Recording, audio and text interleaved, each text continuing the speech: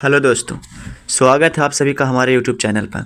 आज हम लोग ज्ञान बिंदु सर के द्वारा जो प्रैक्टिस सेट करवा रहे थे वह सेट नंबर 34 को देखेंगे। यदि आप हमारे चैनल पर पहली बार होंगे तो हमारे चैनल को लाइक एंड सब्सक्राइब कर लीजिएगा ताकि आपको प्रतिदिन प्रैक्टिस सेट मिल सके। इधर एक दो दिन से सेट अपलोड नहीं हो रहा था, थोड़ा सा प्रॉब्लम आ गया था। चलिए हम लोग सेट को स्टार्ट करते हैं। आज का पहला क्वेश्चन है कि प्लेट विवर्तनिक सिद्धांत का संबंध किससे है। जो प्लेट विवर्तनिक का सिद्धांत का संबंध है, तो देखिए एक का जो राइट आंसर होगा ऑप्शन नंबर सी हो जाएगा। यह है जो हिमालय की उत्पत्ति के संबंध में प्लेट विवर्तनिक सिद्धांत का संबंध था। अगला क्वेश्चन है 2 नंबर, घग्गर नदी का संगम बिहार के किस जिला में होता है। बताना है कि घग्गर जो नदी है उसका संगम बिहार के किस जिला में होता है। तो 2 का right answer option number B, Ghaggar नदी का जो संगम है बिहार के सारण जिला में होता है। इसकी जो लंबाई टोटल है 1080 किलोमीटर है। इस नदी का संगम सारण में तथा बलिया उत्तर प्रदेश जिला की सीमा पर गंगा नदी से होती है। अगला क्वेश्चन, निम्नलिखित में से कौन सा उत्तर भारत के विशाल मैदान का उपवर्ग नहीं है। बताना है कि निम्नलिखित में से कौन है जो उत्तर भारत के विशाल मैदान का उपवर्ग नहीं है। तो 3 का right answer option number D हो जाएगा, या प्रदीपीय भारत। अगला क्वेश्चन है 4 नंबर, निम्नलिखित में से किस झील में तुलबुल परियोजना संबंधित है। बताना तुलबुल परियोजना का संबंध किस झील से है। तो 4 का right answer option number A, यह है जो बुलर झील जम्मू कश्मीर में स्थित है। अगला क्वेश्चन है, दक्षिण भारत मानसून के 2 शाखा अरब सागर की शाखा तथा बंगाल की खाड़ी की शाखा में विभाजित होने का कारण क्या। बताना कि दक्षिण भारत मानसून का जो 2 शाखा में विभक्त होता है, एक अरब सागर की शाखा की और एक बंगाल की खाड़ी की शाखा से, तो इसका कारण क्या है। तो देखिए 5 का जो राइट आंसर हो जाएगा ऑप्शन नंबर बी हो जाएगा, या भारत के प्रायद्वीपीय आकृति के कारण भारत का दक्षिण भारत का मानसून है जो 2 भागों में विभक्त हो जाता है। अगला क्वेश्चन है 6 नंबर, भारत में मृदा अपक्षय समस्या निम्न में से किससे संबंधित है। बताना है कि भारत में मृदा अपक्षय समस्या जो निम्न में से किससे संबंधित है। तो 6 का राइट आंसर हो जाएगा ऑप्शन नंबर सी। इसमें देखिए कूट का प्रयोग करके सही उत्तर चुनना है, तो इसमें केवल 2 ही सही है।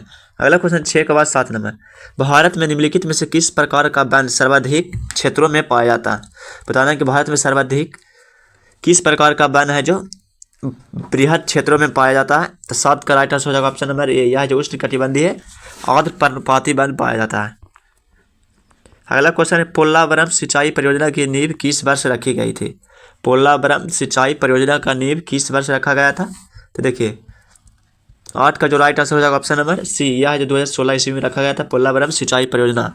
अगला क्वेश्चन 8 के बाद 9 नंबर, अगला क्वेश्चन है 9 नंबर, हरित खेती में सन्निहित है। बताना कि हरित खेती में क्या सन्निहित है, या जैव खेती एवं बागवानी पर जोर दिया जाता है हरित खेती में।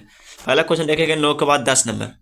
10 नंबर क्वेश्चन की डोलोमाइट मिश्रण है। बताना है कि डोलोमाइट है जो किसका किसका मिश्रण है। तो देखिए 10 का जो राइट आंसर हो जाएगा ऑप्शन नंबर डी हो जाएगा, यह जो चूना पत्थर और मैग्नीशियम का मिश्रण डोलोमाइट। अगला क्वेश्चन 11 नंबर, बिहार में निम्नलिखित में से कौन सिल्क वस्त्र उत्पादक केंद्र है। बताना है कि कौन है जो बिहार में सिल्क वस्त्र उत्पाद केंद्र है। तो देखिए 11 का जो right answer option number B, यह है जो भागलपुर हो जाएगा। निम्नलिखित में से कौन सा शीतोष्ण घास के मैदान है जो यूरेशिया में पाया जाता है। बताना कि निम्नलिखित में से कौन सा जो शीतोष्ण घास का मैदान है जो यूरेशिया में पाया जाता है। तो देखिए 12 का right answer option number C, यह है जो स्टेपिच। अगला क्वेश्चन 13 नंबर, बेंतियान किस देश की राजधानी है। बताना है कि बेंतियान है जो किस देश की राजधानी है। तो देखिए इसका right answer option number D, यह है जो लाओस की राजधानी है बेंतियान। कंबोडिया की राजधानी है नॉम पेन्ह, वियतनाम का हनोई और जॉर्डन के अम्मन। विश्व की सबसे मीठे जल की झील कौन सी है। बताना है कि विश्व की सबसे लंबी मीठे जल की झील कौन सी है। तो 14 का राइट आंसर हो जाएगा ऑप्शन नंबर सी, यह है जो टांगनिका झील है जो विश्व की सबसे लंबी पूछा था लंबी मीठे जल की झील है। अगला क्वेश्चन है 15 नंबर, पेंटागोनिया मरुस्थल स्थित है। बताना है पेंटागोनिया मरुस्थल है जो कहाँ स्थित है। तो इसका right answer option number A, यह है जो दक्षिणी अमेरिका में स्थित है। अगला क्वेश्चन 15 के बाद 16 नंबर, निम्नलिखित में से कौन सा आगम नहीं है। बताना है निम्नलिखित में से कौन है जो आगम नहीं है। तो देखिए 16 का जो राइट आंसर हो जाएगा ऑप्शन नंबर ए हो जाएगा, यह जो कथा वस्तु। अगला क्वेश्चन 17 नंबर, निम्नलिखित में से कौन सा हड़प्पाई स्थल भारत में नहीं है। बताना कि निम्नलिखित में से कौन सा हड़प्पाई स्थल है जो भारत में नहीं है।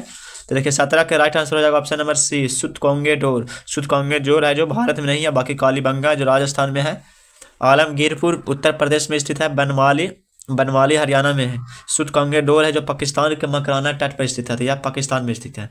अगला क्वेश्चन 18 नंबर, मौर्य काल में संस्था से तात्पर्य क्या है। बताना कि मौर्य काल में संस्था का अर्थ क्या होता था। तो 18 का right answer option number B, या जिसे गुप्तचर कहा जाता था। अगला चोल काल में नगरम क्या था। बताना कि चोल काल में नगरम था।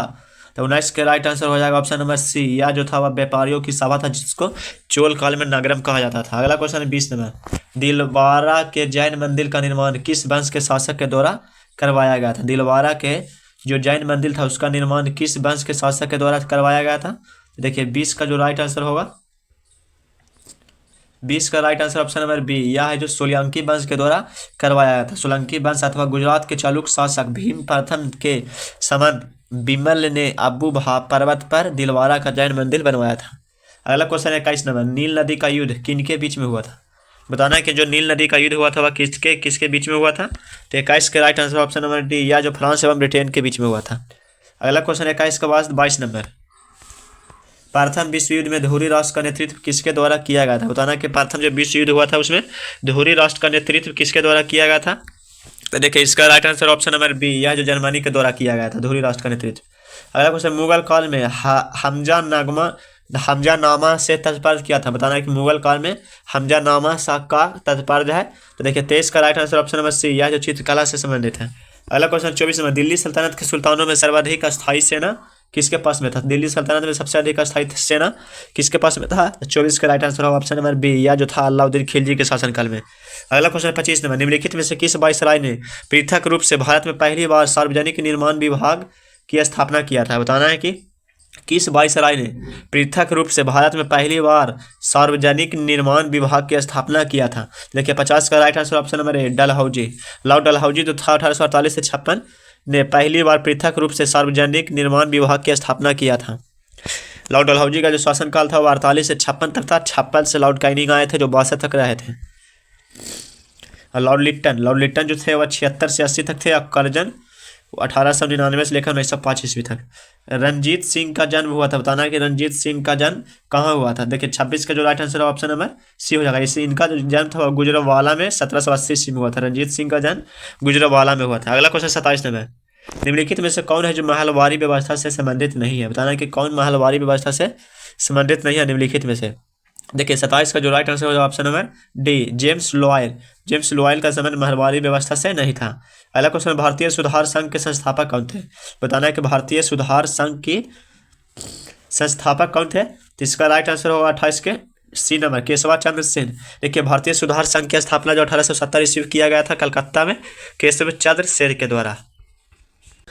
अगला क्वेश्चन है 29 नंबर, गांधी इरविन समझौता को किस कांग्रेसी नेता ने भारत के संवैधानिक इतिहास में एक युग प्रवर्तक घटना कहा था? बताना है कि गांधी इरविन जो समझौता हुआ था उसको किस कांग्रेसी नेता ने भारत के सार्वजनिक इतिहास में एक युग प्रवर्तक घटना कहा था? तो देखिए 29 का right answer option number B हो जाएगा। यह जो थे वह के एम मुंशी ने कहे थे।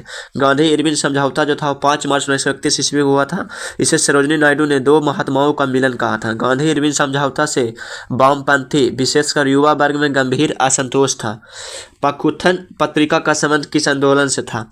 पाखुथन जो पत्रिका था उसका संबंध किस आंदोलन से था? तो 30 का right answer option number A, यह जो था सिमला अवज्ञा आंदोलन से था। अगला क्वेश्चन 31 नंबर क्वेश्चन है कि निम्नलिखित में से कौन सी महिला संविधान सभा के सदस्य नहीं रही थी? बताना कि इस निम्नलिखित में से कौन सी महिला जो थी वह संविधान सभा की सदस्य नहीं रही थी? तो 31 का right answer option number C, Aruna Asaf Ali जो थी वह संविधान सभा के सदस्य नहीं बनी थी। संविधान सभा में 15 महिला सदस्य थी। अगला क्वेश्चन है, भारत में महालेखक परीक्षा का प्रावधान भारत शासन अधिनियम 1919 में किया गया था। इसकी नियुक्ति का अधिकार किसे प्राप्त है? बताना कि भारत में महालेखक परीक्षा का नियुक्ति किसके द्वारा किया जाता है? तो 32 का right answer option number B, Bharat सचिव के द्वारा। अगला क्वेश्चन है 33 नंबर, भारतीय संविधान की प्रस्तावना का भाषा को किस देश से ग्रहण किया गया? प्रस्तावना का जो भाषा है वह किस देश के संविधान से लिया गया है? तो 33 का right answer option number D, यह जो ऑस्ट्रेलिया के संविधान से लिया गया। अगला क्वेश्चन है 34 नंबर, केंद्रीय प्रशासनिक अधिकरण का अध्यक्ष कौन होता है? बताना है कि केंद्रीय प्रशासनिक अधिकरण का अध्यक्ष कौन होता है? CAT, इनका जो अध्यक्ष कौन होता है जो बताना है। तो देखिए 34 का राइट आंसर होगा ऑप्शन नंबर सी, यह है जो उच्च न्यायालय के न्यायाधीश। अगला क्वेश्चन, राज्यपाल के संबंध में कौन सा विकल्प सही नहीं है? बताना कि राज्यपाल के संबंध में कौन सा विकल्प है जो सही नहीं है? तो 35 का right answer option number A, वह राज्य विधान परिषद का सदस्य चुने जाने की योग हो। राज्यपाल के संबंध में ये विकल्प सही नहीं है। बाकी राज्यपाल का जो उम्र है 25 वर्ष होना चाहिए। वह राज्य लोक सेवा आयोग के सदस्य को उसके पद से नहीं हटाता है। 35 के बाद अगला देखेंगे 36 नंबर। संघ राज्य क्षेत्र के लिए उच्च न्यायालय का प्रावधान किस भाग में निहित है? संघ राज्य क्षेत्र के लिए जो उच्च न्यायालय का जो प्रावधान है वह किस भाग में निहित है? तो देखिए 36 का जो right answer option number D हो जाएगा, भाग 8 में उच्च न्यायालय का प्रावधान। अगला क्वेश्चन 37 नंबर। मौलिक अधिकारों पर युक्त प्रतिबंध राज्य लगा सकता है, परंतु प्रतिबंध का कारण उचित है या नहीं इसका निर्धारण कौन करता है? तो 37 का right answer option number C, यह जो न्यायालय करता है।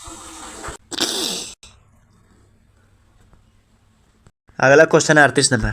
भारत है एक, बताना कि भारत एक क्या है? तो देखिए इसका राइट आंसर हो यह है जो अविनाशी राज्यों का अविनाशी संगठन है। अगला क्वेश्चन 39 है। भारत के समुद्री नागरिकों में निम्न में से किस देश के नागरिक शामिल नहीं हो सकते? भारत के समुद्र पारीय नागरिकों में OCI में निम्न में से किस देश के नागरिक शामिल नहीं हो सकते? तो इसका right answer option number A, यह जो बांग्लादेश। निम्न से कौन सा अनुच्छेद है जो संसद को यह शक्ति प्रदान करता है कि वह अस्पृश्यता के आचरण हेतु दंड की विधि का निर्माण करे? तो इसका right answer option number A हो जाएगा अनुच्छेद 35। अगला क्वेश्चन 36 नंबर। भारत के उपराष्ट्रपति को पदच्युत करने संबंधी प्रस्तावित किया जा सकता है कहाँ तक? केवल राज्यसभा में उपराष्ट्रपति से संबंधित। लोक अदालतों के निर्णय के खिलाफ अपील की जा सकती है। देखिए तो लोक अदालत का जो निर्णय होता है उसको कहीं भी हम लोग अपील नहीं कर सकते। अगला क्वेश्चन 42 के बाद 43 नंबर। राज्य विधानसभा के विघटन की शक्ति किस में निहित होता है? विधानसभा के विघटन की शक्ति किस में निहित होता है? तो 43 का right answer option number B, राज्यपाल में। प्रकलन समिति का गठन किस वर्ष किया गया था? बताना कि प्रकलन जो समिति था उसका गठन कब किया गया था? तो इसका right answer option number D, 1950 ईस्वी में। अगला क्वेश्चन राष्ट्रीय पंचांग में नव वर्ष का नया वर्ष का शुरुआत किस महीने से होता है? तो यह चैत से स्टार्ट होता है। फेडरेशन कप का संबंध किस खेल से है? तो देखिए फेडरेशन जो कप है इसका संबंध है जो बास्केटबॉल से। अगला क्वेश्चन 47 नंबर। हॉकी किस परिसर में खेला जाता है? तो देखिए हॉकी है जो फील्ड में खेला जाता है, तो इसका राइट आंसर हो जाएगा option number B, hockey field में खेला जाता है। सरकारी नियंत्रण को शिथिल या समाप्त करने की क्रिया विधि क्या कहलाती है? तो यह उदारीकरण कहलाता है। राजकोषीय घाटा को नियंत्रित किया जा सकता है। बताना है कि राजकोषीय घाटा को हम लोग नियंत्रित किस प्रकार से करते हैं? तो 39 का राइट आंसर हो जाएगा ऑप्शन नंबर डी। देखिए राजकोषीय घाटा को नियंत्रित करने के लिए सार्वजनिक व्यय को कम करना होगा, राजस्व में वृद्धि करना होगा, सब्सिडी का युक्तिकरण से। नकदी लेन देन सिद्धांत का प्रतिपादक कौन थे? बताना है कि कौन जो थे वह नकदी लेन देन का सिद्धांत का प्रतिपादक किए थे? तो 50 का right answer option number B, फीसल। अगला क्वेश्चन है 51 नंबर। विद्युत धारा का ऐसा ही मात्रक होता है? तो विद्युत धारा का जो ऐसा ही मात्रक होता है एम्पियर होता है। 51 के राइट आंसर होगा ऑप्शन नंबर सी। ऊंचाई बढ़ने पर स्थितिज ऊर्जा का मान क्या होता है? बताना कि ऊंचाई बढ़ने पर स्थितिज ऊर्जा का मान बढ़ता है, तो इसका राइट आंसर होगा ऑप्शन नंबर ए। अगला क्वेश्चन है 53 नंबर। सार्वजनिक गुरुत्वाकर्षण नियतांक का प्रायोगिक मान सर्वप्रथम प्रस्तुत किया था? बताना है कि कैपिटल जी का मान सर्वप्रथम किसने प्रस्तुत किया था? तो 53 का right answer option number D, Henry Cavendish.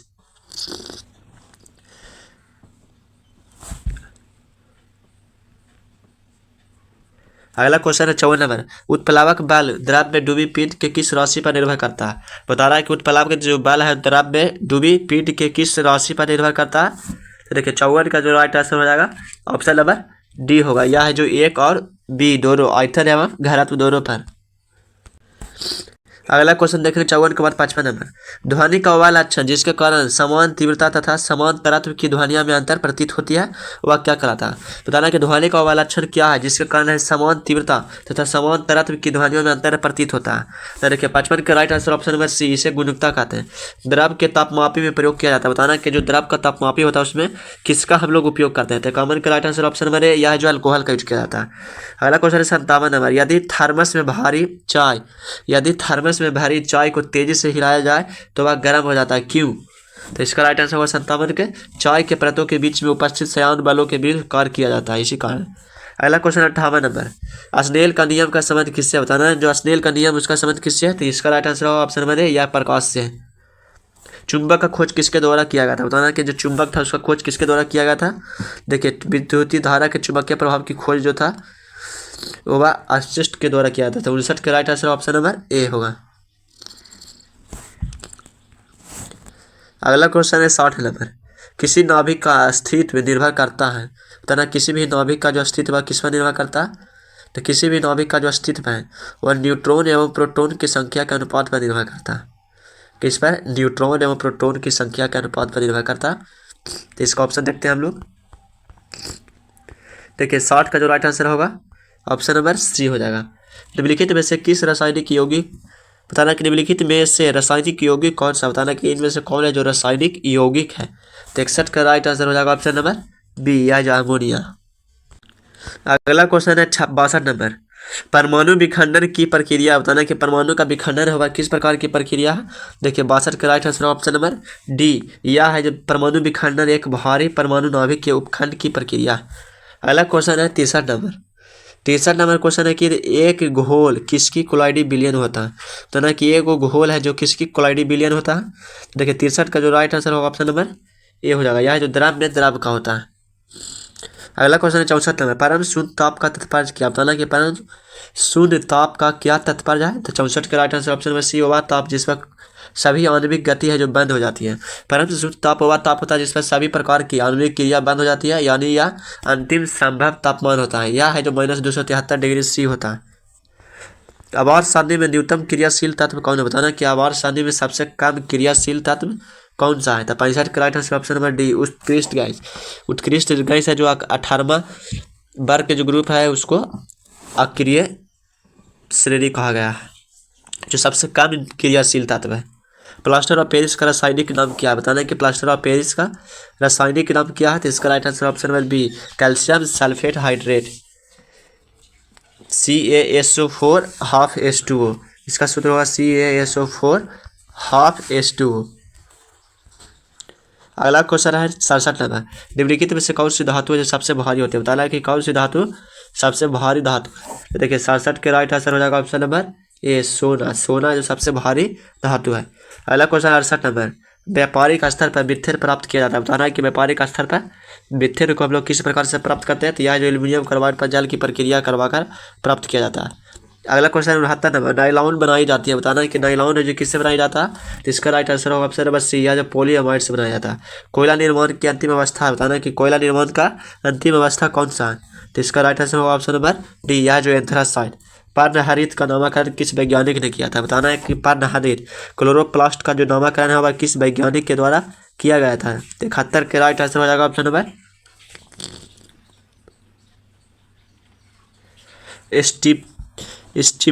स्टिम्पर के द्वारा किया गया था। अगला क्वेश्चन 71 के बाद 72 नंबर, परागर खाली स्थान है बताना कि परागर खाली स्थान क्या है। तो इसका right answer option number C, परागर है जो पराग कोश में स्टिग्मा तक पराग का संचार है। सौर ऊर्जा का अधिकतम यौगिकरण किसके द्वारा होता है बताना कि सौर ऊर्जा का जो अधिकतम यौगिकरण है वह किसके द्वारा होता है। तो 73 के right answer option number D हो जाएगा, यह जो हरे पौधा के द्वारा होता है।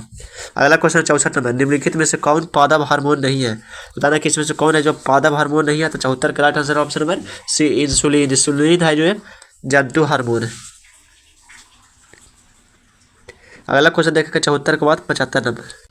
अगला क्वेश्चन है 75 नंबर, जैव मंडल आरक्षित क्षेत्र का सबसे सही विवरण है बताना कि जो जैव मंडल होता है आरक्षित क्षेत्र उसका सबसे सही विवरण कौन सा दिया गया है। तो 75 का right answer option number C, या सतत विकास का अध्ययन स्थान ही जैव मंडल आरक्षित क्षेत्र का सबसे सही विवरण है। अगला क्वेश्चन है, पैतृक गुणों के संचार के लिए उत्तरदायी जीन को एक पीढ़ी से दूसरे पीढ़ी में पहुंचाने का काम किसके द्वारा किया जाता है। जो जीन होता है उसको एक पीढ़ी से दूसरे पीढ़ी तक पहुंचाने का काम किसके द्वारा किया जाता है। तो 76 के right answer option number B, या जो गुणसूत्रों के द्वारा किया जाता है। अगला क्वेश्चन 76 के बाद 77 नंबर, दैत्यकार समुद्री घास है एक बताना कि जो दैत्यकार समुद्री घास है वह एक क्या है। तो 77 का right answer option number C, यह जो शैवाल है। अगला क्वेश्चन 78 नंबर, मानव शरीर का रक्त बैंक कहलाता है बताना कि मानव शरीर का जो रक्त बैंक है वह क्या कहलाता है। तो यह पहले यह कहलाता है मानव शरीर का ब्लड बैंक। गला ग्रंथि या थायराइड का क्या तात्पर्य बताना है कि थायराइड का क्या तात्पर्य है। तो 79 का right answer option number C, यह जो उपचय का नियंत्रण करता है। देखिए थायराइड से स्रावित हार्मोन है जो थायरोक्सिन है। थायरोक्सिन पीयूष ग्रंथि के द्वारा स्रावित हार्मोन के साथ सहयोग कर शरीर में जल को संतुलन का नियंत्रण कर शरीर को उपचय का नियंत्रण करता है।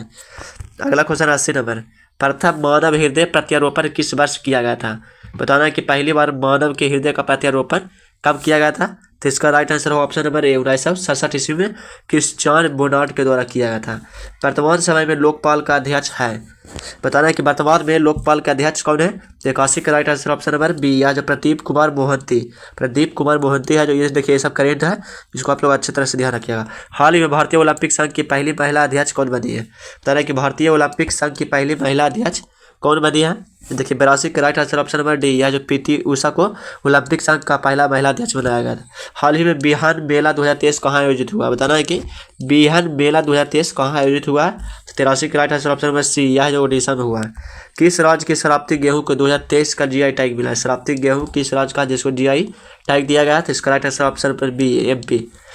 जुलाई 2023 में ओमान चांडी का निधन हो गया है, इनका संबंध किस क्षेत्र से था? ओमान चांडी का।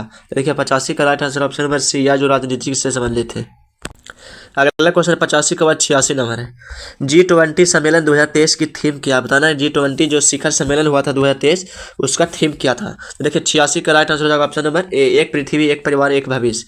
सुरक्षा बाउंड 2023 का युद्ध अभ्यास में कौन सा देश शामिल नहीं है? बताना कि सुरक्षा बाउंड 2023 जो युद्ध अभ्यास था उसमें कौन सा देश शामिल नहीं है? तो 87 का right answer option number D, Bharat. अगला क्वेश्चन है 88 नंबर। ऑपरेशन मर्यादा किस राज्य के पुलिस के द्वारा चलाया गया? ऑपरेशन मर्यादा का संबंध किस राज्य से है? तो 88 का राइट आंसर हो जाएगा ऑप्शन नंबर बी, यह जो उत्तराखंड के द्वारा चलाया गया है। अगला क्वेश्चन 88 को और देखेंगे 89 नंबर। हाल ही में भारत की 12वीं महारत्न कंपनी कौन बनी है? बताना है कि हाल ही में भारत का जो 12वां महारत्न कंपनी बना है वह कौन बना है? तो देखिए 89 का right answer option number A, ग्रामीण विद्युतीकरण निगम। ग्रामीण विद्युतीकरण निगम है जो भारत का 12वां महारत्न कंपनी बनेगा। टोटल महारत्नों की कंपनी संख्या हो गया 12। एक ही चर्चा में रहा है, हाल ही में चर्चा में रहा है एरावत। एरावत क्या है? बताना कि एरावत क्या जो चर्चा में रहा था? तो 90 के राइट आंसर ऑप्शन सी, यह एक सुपर कंप्यूटर है एरावत। अगला क्वेश्चन 91। हाल ही में any time guided missile omega 3 का सफल परीक्षण किया गया है, किसके द्वारा? तो इसका right answer option number D, यह है जो BDW भारत डायनोमिक्स के द्वारा किया गया गाइडेड मिसाइल ओमेगा 3 का। भारत में नौसेना दिवस किस तिथि को मनाया जाता है? देखिए इसका right answer option number B, यह है जो 4 दिसंबर को मनाया जाता है। अगला क्वेश्चन है 93 नंबर। बिहार के स्टेट आइकन का खिताब मैथिली ठाकुर को कौन प्रदान किया? बताना कि हाल ही में बिहार के स्टेट आइकन का खिताब है जो मैथिली ठाकुर को किनके द्वारा प्रदान किया गया है? 93 के right answer option number A, यह जो चुनाव आयोग के द्वारा। जर्मनी शांति पुरस्कार 2023 किसे सम्मानित किया गया है? बताना कि जर्मनी का शांति पुरस्कार 2023 वह किसे सम्मानित किया गया है? 94 के राइट आंसर ऑप्शन में सी, या जो सलमान रुशीद को दिया गया। अगला क्वेश्चन है 95 नंबर। हाल ही में भारत ने किस देश को हराकर शेफ चैंपियन 2023 का खिताब जीता है? तो इसका राइट आंसर ऑप्शन में बी, यह जो कुवैत को हराकर जीता। देखिए बाकी जो 5 है 95 तक जीके जीएस करंट दिया था, बाकी 5 क्वेश्चन है जो मैथ का दिया है, जिसको आप लोग कर लीजिएगा। देखिए 96 का जो right answer option number B हो जाएगा। अगला क्वेश्चन 97 का राइट आंसर ऑप्शन डी। अगला क्वेश्चन 98 नंबर जो क्वेश्चन है उसका right answer option number B हो जाएगा। 99 का right answer option C, KG. देखिए कोड का संबंध रेडियन है, द्रव्यमान का संबंध हो जाएगा केजी से। अगला क्वेश्चन है 100 नंबर, इसका राइट आंसर ऑप्शन में डी हो जाएगा। ये रीजनिंग दिया गया, ये भी रीजनिंग। चलिए हम लोग मिलते हैं अगला दिन अगला सेट में। यदि आप हमारे चैनल पर पहली बार होंगे तो चैनल को लाइक और सब्सक्राइब कर लीजिएगा ताकि आने वाला नोटिफिकेशन सबसे पहले आपको ही प्राप्त हो।